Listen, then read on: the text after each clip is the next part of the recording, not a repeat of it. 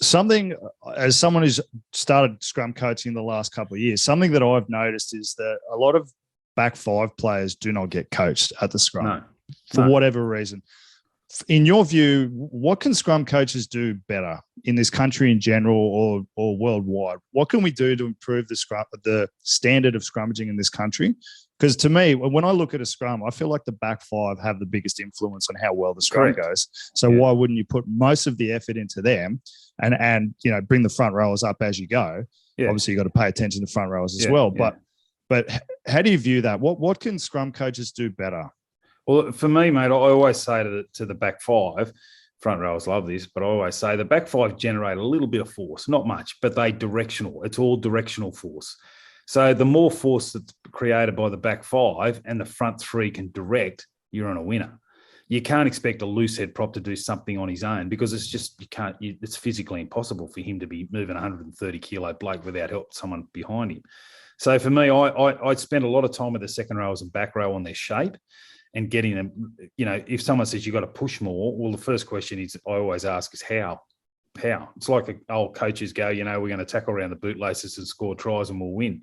Well, yeah, I understand that, but how do you do that?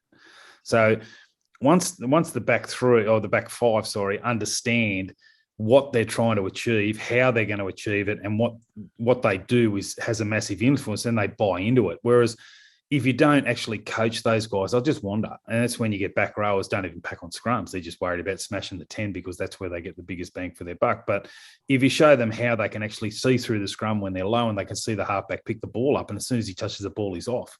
You're going to be quicker off the side if you keep down low. Instead of putting your head over the side and waiting for the bloke to pick up and stand up, well, you can look through, and as soon as he picks up, you're gone. So it's then getting them to buy into it as well. And once you get those guys to buy into it, and also you teach them the fundamentals of scrummaging, of your foot position then determines, your hip position, which then determines your shoulder weight.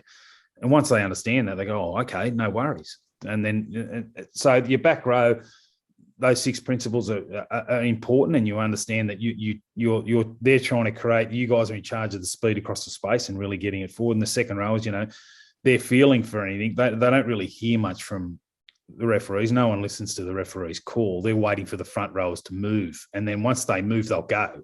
So that's why, pre-engagement, you'll see a front rower change his foot position and the second row will drive in because they're not waiting for a call. It's all on movement. So again, then if you're coaching the back five and saying, this is what you're looking for, this is what you're going to feel, and this is what's going to happen, to do that, you need to do this, then they understand and they buy in.